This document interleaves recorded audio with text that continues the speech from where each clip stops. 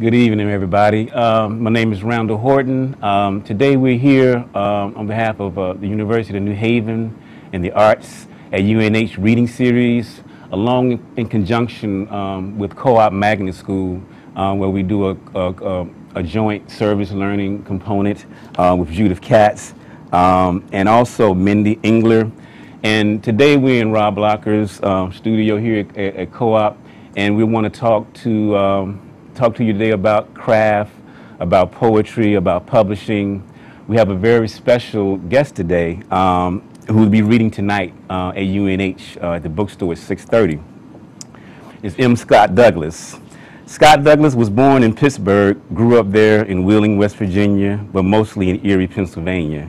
He spent 20 years as a dental technician before founding Main Street Rag Publishing Company, where he is now the publisher and managing editor. His poetry has been nominated for the Pushcart Prize, and he was the recipient of a North Carolina Arts and Science Emerging Artist Grant in 2001. His work has appeared in such places as the Asheville Poetry Review, the Iodine Poetry Journal, and Southern Poetry Review, among others. He has a degree in graphic arts and has taught graphic arts and graphic design at Central Piedmont Community College in Charlotte, North Carolina, where he lives with his wife. His design work has earned him 2 PIC awards and was nominated for a 2010 Eric Hoffer Award. So we'd like to thank and welcome Scott. Thank him for coming today. I want to just get right into it, Scott. Today we have a bunch of kids who are interested in publishing and writing at the same time. I want to talk about the sort of your trajectory in terms of Main Street Rag. How did the idea of sort of starting a publishing company come about? Well, at the time that we started up, I had absolutely no computer skills. I bought my first computer before we published our first issue of Main Street Rag. Okay. My wife said to me one time, as a dental technician, I really don't like dentists. I don't get along with them well. So Dad came home from work and she said, look, you got to find a different line of business. So I went back to school, got the degree in computer arts, and went from there. I had to, once you have that, you got to find something to do with it. There are a lot of people out there who are graphic artists who are freelancing. So if you have that as a career goal, you have to think about, well, what am I going to do with that afterwards? I mean, a lot of people would come to me and they'd say, I want to start, working for you. And I'd say, how much do you want? And they'd say, well, I'd like to start out at $35,000. And I'm sitting there thinking, okay, I'm the guy hiring you, and I don't even make that much right now. So it doesn't, you have to think about where you're going to go with it beforehand. Right. And I think having that graphic design skill is definitely useful when you're talking about starting a publishing company, because you have to have that skill. What were some of the major roadblocks that you would say early on in terms of starting the company, and what advice would you give to people who, just entering, and one of the things we do have to, acknowledge is that the publishing, world changes so constantly. Well, that's part of it right there, but I think part of it also is the fact that you have to wear so many hats as a publisher, and if you want to be a writer too, you have to split your time in ways that do not benefit your writing. So you have to think about which is more important to you. I think if you're going to be an editor, if you're going to be a publisher, you have to, in many ways, sacrifice your career as a writer. But as far as roadblocks, I think my biggest roadblock early on is I have a very low tolerance when it comes to frustration. And computers, in 1996, I had never touched a computer keyboard. Can any of you say that you never touched a computer keyboard by the time you were 5? Okay, I was 40-something and I still hadn't touched a computer keyboard. So we bought a computer that was inadequate. We bought software that was inadequate. So you have to really research that stuff and get ahead of that, because when you go and you start out, the more up-to-date you are with software, the better off you're going to be. And schools are good for that because you can get software very cheap. Exactly, exactly. So now you have this publishing company, and how did you initially start out sort of choosing who you were going to publish? I know you have a contest model where you publish the winner and actually some of the contest finalists. Early on, how did that process sort of develop into what it is now in terms of selecting the work? Well, it actually started out as a hobby. And I thought, okay, well, I can do my day job and I can do the poetry stuff, the literary magazine on the weekend, and you know, we'd host literary readings, we'd do things like that. But then when we invested in equipment, well, first, before we even invested in equipment, we had people walk up to us and say, hey, have you thought about doing chapbooks? I have a chapbook. I have a book. I have this. So we had a lot of local authors who were soliciting us to publish. So that was where we started doing chapbooks and such. And I mean, from the time that you started until now, you know, one could say that, you know, Main Street is making a dent in the publishing world. I think over course of time, you know, books are prominent everywhere, especially when you're talking about academic institutions, community. That's one of the things I appreciate about Main Street. There is a diversity in terms of the author, in terms of how you approach, what you're publishing in the communities that you serve. That's something intentional, or that's something that sort of like developed? I think we always wanted to be, you know, you have to understand what Charlotte is like. Charlotte, you know, we're in the South. I'm from Pittsburgh. You have to understand how they view Northerners in Charlotte. You've got Yankees, you've got damn Yankees, and then people like me that they call Yankees from hell, because you not only stayed in the South, but you start telling them how we used to do it up north. They're not real fond of that. So we had a community that was really not very tight. You had a lot of people, little writing groups, and what we thought we could do is bring them together under an umbrella. And by doing that, we actually launched, other magazines who thought, you know, well, if he can do it, I can do it. And before you knew it, there was no magazine in Charlotte when we got started, and then now there's like 10 different magazines being published. Because you started with the journal, right? Right. Yeah, and then you sort of morphed into the books and things like that. But as far as, you know, publishing diverse people, I think a lot of times there's referrals. You know, we did the contest stuff, and we got to know people, and you know, we got to see their work more. You know, because we had a presence, so we were someplace where they wanted to come, and they'd bring other people with them. Oh, very interesting, very interesting. I guess one of the things I'm very interested in talking to you, and you mentioned this earlier about sacrificing sort of like what you do for the love of what you do. And this is, you have a second book. Is the second book? Am I correct? Fifth. Really? I apologize. But anyway, Hard to Love is out. And can you talk, I mean, and it seems like, if I'm not correct, well, how long in between publications was that? Well, my last book was 2005. That was Balancing on Two. Well, I put out 2 books in 2005. Balancing on Two Wheels, and Steel Womb Revisited. Okay. The first book that I had published by the Arts and Science Council grant was Auditioning for Heaven.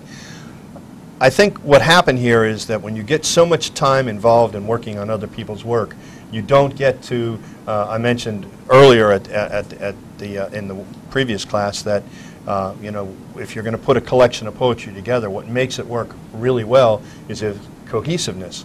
And what I tell authors who come to me is make sure that your book has a theme or has something that you can bring together under and to be able to put it in one book. Mm-hmm.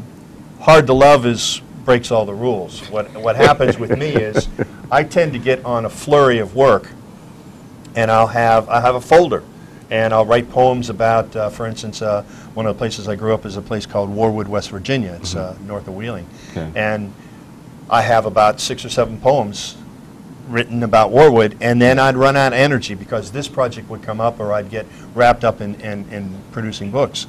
So I have 7 folders of work, and what I did was I found a title where I could bring these together. I have like a poem, where and you'll see in the book there's like 5 sections, and, and it's a lot of it is, this is like my Whitman sampler, because I have poems in, Warwood poems, there's 2 in there, and there's probably a dozen that have been written. So later on, I can go and say, okay, this is the Warwood collection, and come out with a whole collection of those. Well, since we're talking about Hard to Love, I just happen to have a copy. That happened.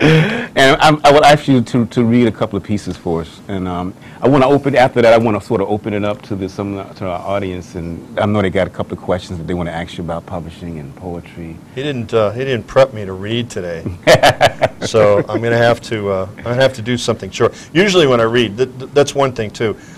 Usually when I read the longer poems out of this because I have a captive audience. So I'm going to read a couple of the shorter ones, which are ones I don't normally read. Well, we thank you. Thank you. This one's called Opportunists. Turkey vultures bob on branches overlooking a neighbor's yard. More circle overhead.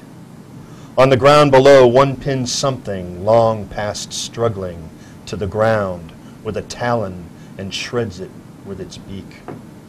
Nearby, a sun-faded for sale sign leans forward in tall grass on bent, rusty legs.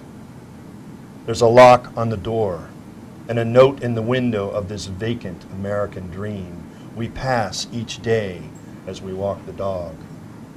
10 leathery heads follow us down the road and back again, wary of our presence, weighing what options the future might bring. Thank you. Thank you. There you go. Okay. Give just finger snap. Oh, no finger snapping here. There we go. We got some more. We got some finger snap. See, I'm not used to reading when you got without having the coffee bean grinder going. This is called The New Mimes. They stake out their turf, paint faces the color of poetry, then go through the motions of practicing art. They seek an audience in public places, long to be the Marceau of rhyme, the Tennyson, Wordsworth, or Frost of their time. Performance essential to the jumbled jigsaw of letters and words that tumble through air, tongue-tied, evasive, craving the elusive concept of craft, an elusive rope of substance to drop from the sky, lift them hand over hand above the gray gravity of sidewalk stages, streets where even their own family members avoid direct eye contact, stepping quickly around them as they fumble endless attempts to climb out of the same invisible box. All right. Interesting, in that poem, you made references to Tennyson and Wordsworth, right? If I'm not mistaken. Can you talk about, in terms of writing, can you talk about, sort of importance of tradition, in terms of who are some of the poets that you look at, some of the early poets that sort of influenced you, if you're talking about traditional literary trajectory in terms of lineage? Well, it's funny because the people who influenced me, really you don't see it in my work now, because when I was young, and I was getting published by the time I was 14, when I was young I was reading people like Blake and Tennyson and writing bad quatrains.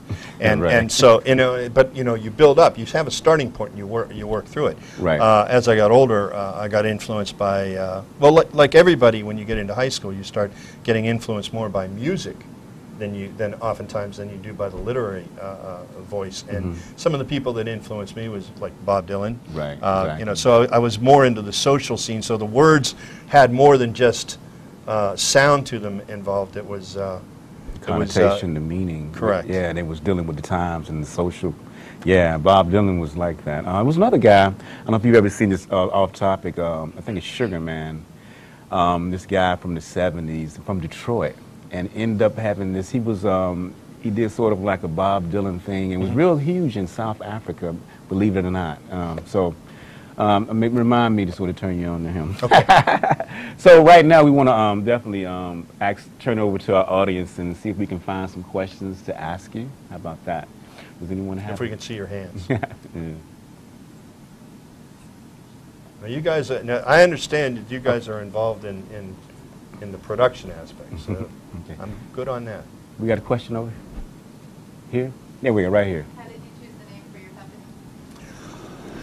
Oh, well, at the time we were trying to avoid being associated with academia, so we thought we were looking for something for coffee table. So we wanted something that would be the voice of Main Street. And, you look around America, not every Main Street America is named Main Street, but every main street in America, New Haven, New York, Charlotte, Pittsburgh, they all have their own voice. So we wanted it, and rag had multiple connotations. It had the sound of print, because that's what they used to call some of these rags, and then the sound of music, the rag, the beat. Mm-hmm. So, Okay. so we're getting the wrap-up sign. All right. We got one more? Okay. What is your long-term goal for this company? Wow. Do we have enough time for that? You know, I don't know that I can give you a long term, because if you look at it, you know, everything's going to ebook, and we own equipment, and I'm not going away from that. I tend to believe, you know, you're not going to find a collectible ebook. We will always be making these because we own the equipment. As far as my long-term goals, it's to be able to travel and use that in my publishing. So. Okay. All right. Well, we definitely want to thank Scott Douglas for coming today. Can we give Scott a round of applause? Thank you, Scott. This concludes our section of Arts at UNH in conjunction with Co-op Magnet School. Thank you very much.